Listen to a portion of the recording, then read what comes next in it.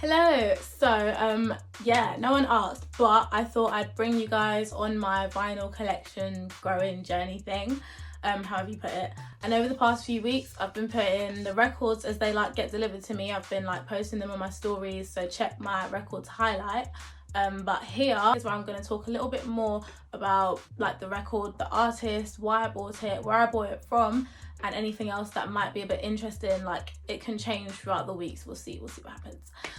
So I'm going to be talking about all of this in the same kind of time frame as one song from the album or from the record. So I won't be able to go into a lot of detail about everything, but nothing stops us from having a little chat in the comments, everyone getting involved. So that's what we're gonna do. And I'm kicking off the first one with my first ever record, The Miseducation of Lauryn Hill. The Miseducation of Lauryn Hill was the first ever record I bought in 2017, so not ages ago, but some time ago. It's Lauryn Hill's first solo album, and obviously before this she did a few with the Fugees, but the first one didn't really get a great reception, and the second one, that's when people were like, oh damn, they're sick. Not long after that, a couple years after they had their little touring and all that kind of business, Lauryn went off and made this. It's literally sold almost 14 million or something like that units worldwide, and it came out before streaming, so when you think about it, it's a lot. She's been getting paid. And in 1998 she was nominated for 10 whole Grammys, and she won 5, which is sick. And this was also the first album that got it was the first hip-hop album that got album of the year at the Grammys. So this one has a lot of accolades to it, trust me.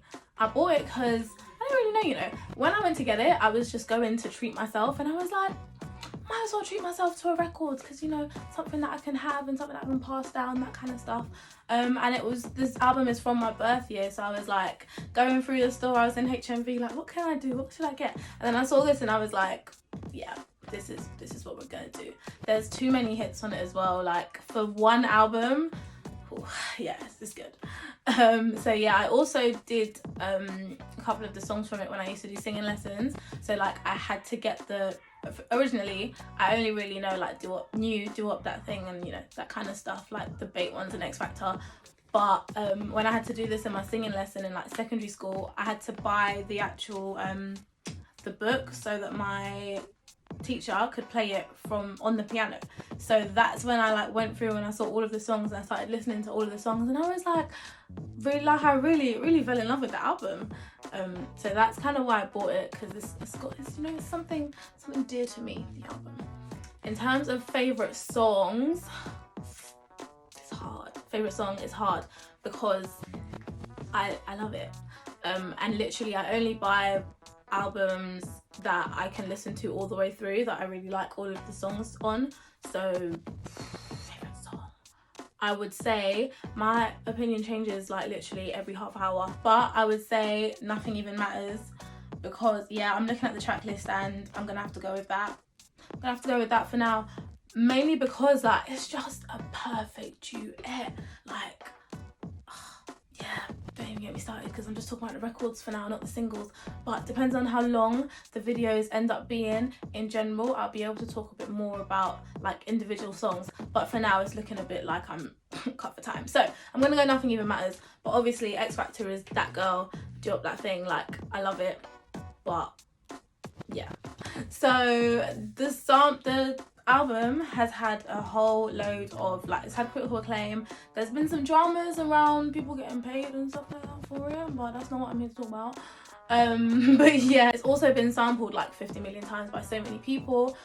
Most kind of obvious: Drake, Cardi B, PNB Rock used it, Omarion used a couple songs, used a song from it as well, and so did Kehlani.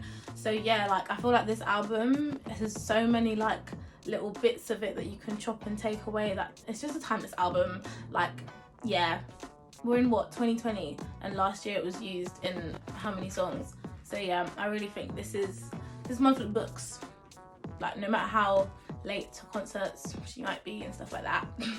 I don't feel like she needs to release another album because this is everything we needed. So yeah, I've really tried to do this in the space of a song, and it's so difficult because I feel like I didn't know if I was talking too fast or talking fast enough, or if I got to say enough. But let me know what you think of the little vinyl summaries. I couldn't really get into things because of time, so I'm kind of thinking, should we go longer, should they be shorter? Because I actually really want to talk about it, because when I start talking about it, then like I remember other things and I'm like, oh my gosh.